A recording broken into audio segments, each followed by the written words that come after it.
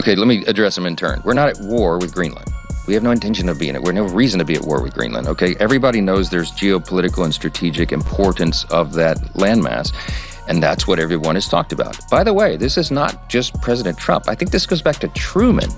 Like many presidents have acknowledged the strategic placement of Greenland and how important that could be to our country. And the president's talked about that, rare earth minerals and other things.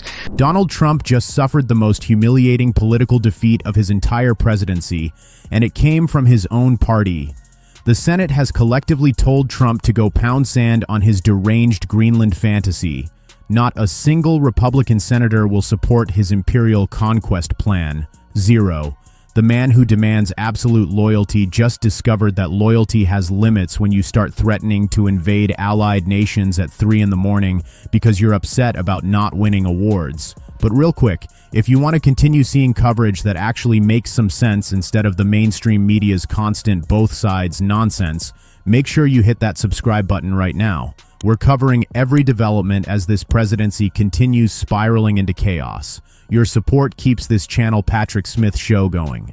The rebellion started quietly but has now erupted into open warfare between Trump and the entire Republican Senate caucus. These are people who spent years bending the knee to every Trump whim. They defended his criminality. They excused his corruption. They looked the other way during 2 impeachments. But apparently even spineless Republican senators have discovered a breaking point. That breaking point is watching their president publicly threaten military action against Denmark while simultaneously destroying America's standing with every major ally. Rand Paul went on national television and said something remarkable. He confirmed that not one single Republican senator supports Trump's Greenland scheme. Not the moderates, not the hawks, not even the MAGA diehards who usually trip over themselves competing for Trump's approval. The Senate has unified in opposition to this lunacy. When Rand Paul says even the most aggressive war hawks in the caucus think this is insane, you know Trump has crossed into genuinely dangerous territory. Think about what that means for a second. The same senators who cheered Trump's reckless foreign policy moves for years are now publicly breaking with him.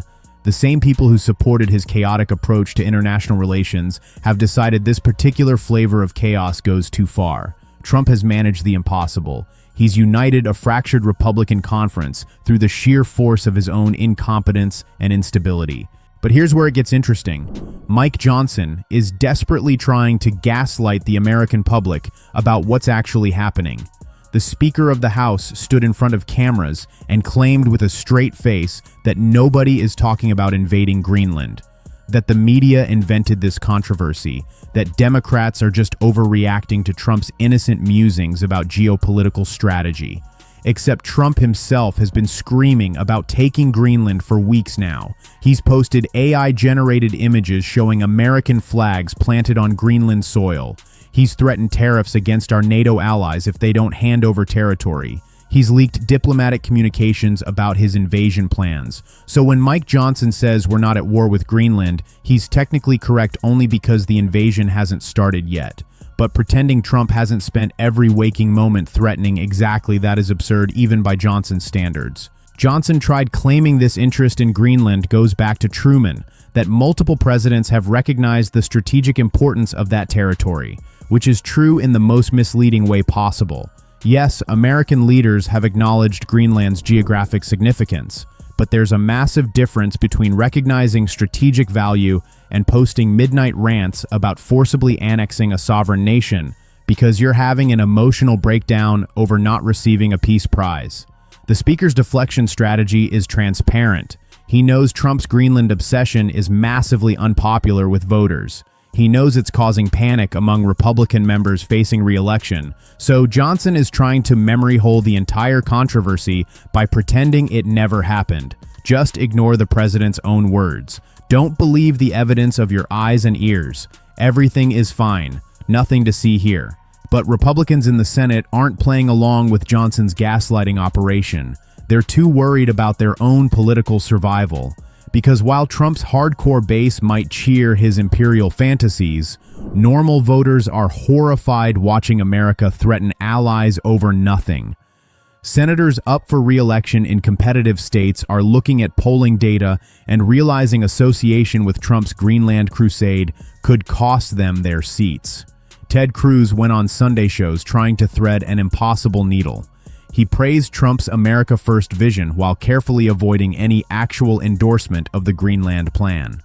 Cruz talked about rare earth minerals and strategic positioning without ever saying he supports military action.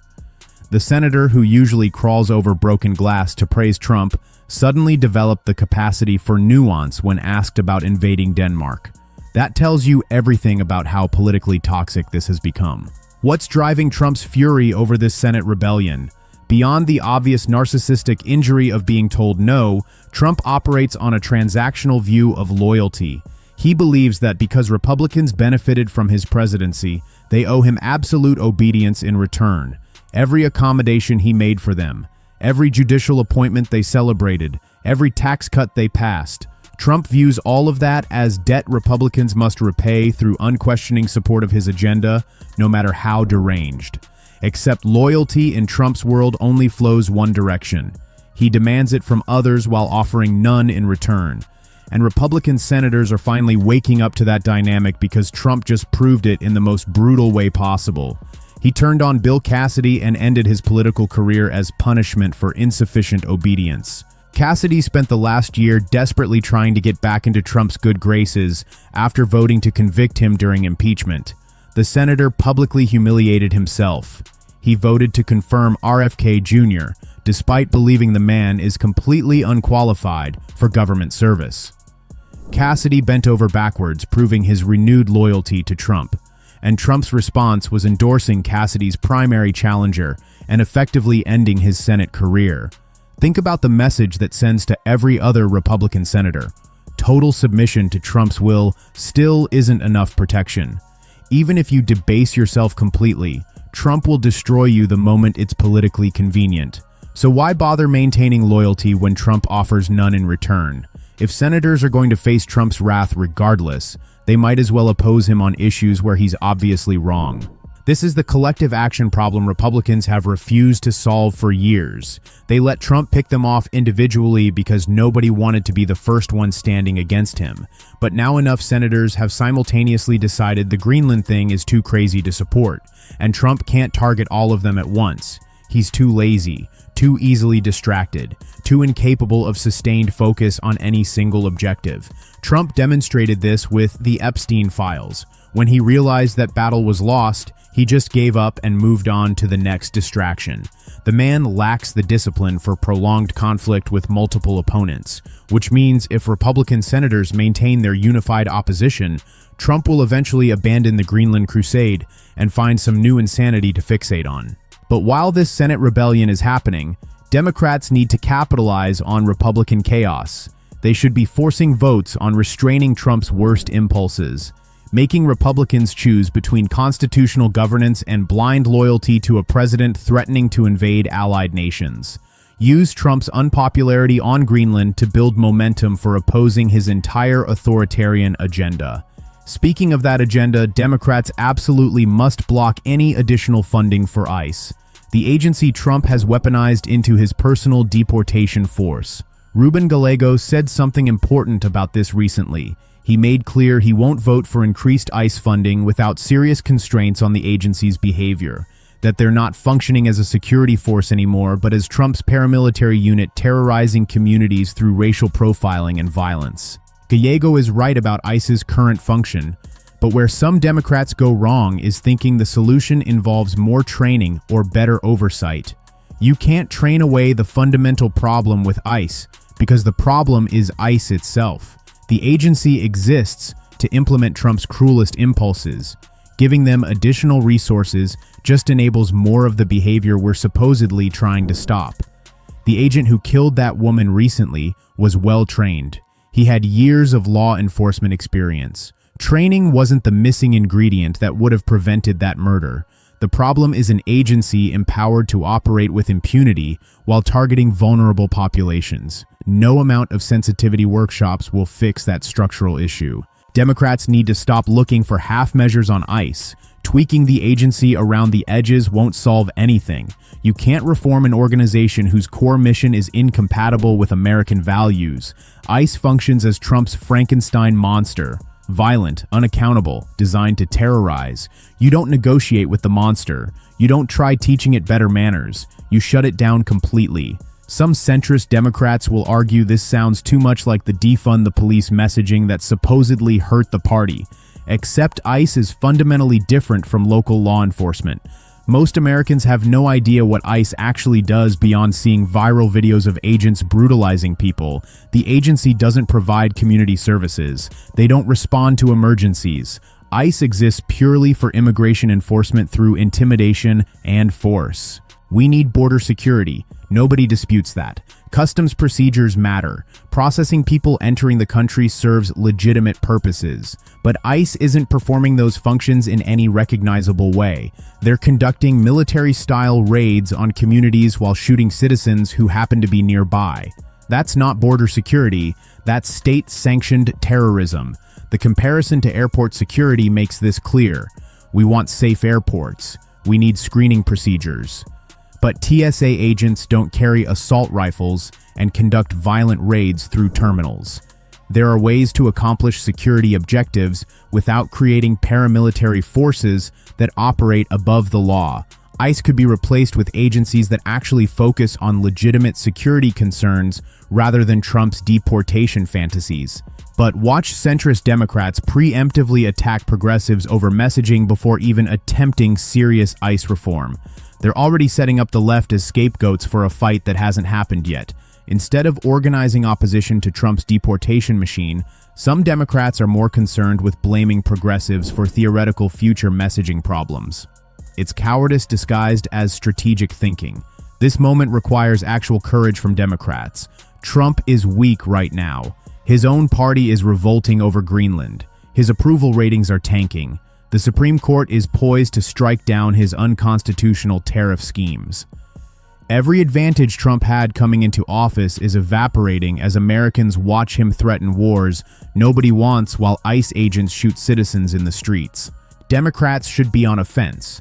Force votes that make Republicans choose between Trump and sanity. Highlight every crazy Trump statement and demand senators defend it. Make opposition to the Greenland invasion a litmus test for basic competence. Tie every Republican to Trump's failures until they either break with him publicly or go down with his sinking ship. The Senate revolt over Greenland proves Trump's grip on Republicans isn't as strong as everyone assumed. When pushed far enough, even the most spineless politicians will choose self-preservation over loyalty to a president actively sabotaging their re-election chances. Democrats need to keep pushing, keep forcing impossible choices, keep making Republicans pay a price for every Trump outrage they enable. Because this is bigger than Greenland. This is about whether America will allow a president to operate like a deranged emperor threatening allies and deploying paramilitary forces against his own citizens. The answer to that question will define everything that follows. Either we stop Trump now through every available constitutional mechanism, or we accept that the Republic has already failed. The Senate saying no to Greenland invasion is a start, but it's only meaningful if it leads to broader resistance against Trump's entire authoritarian project. One symbolic vote won't save democracy. What's needed is sustained opposition that doesn't fold the moment Trump moves on to his next crisis. Republicans showed they're capable of saying no when pushed. Now they need to keep saying it. Make sure you're subscribed because we're covering every development in this fight. Drop your thoughts in the comments. And remember that speaking up matters now more than ever. This presidency depends on silence from good people.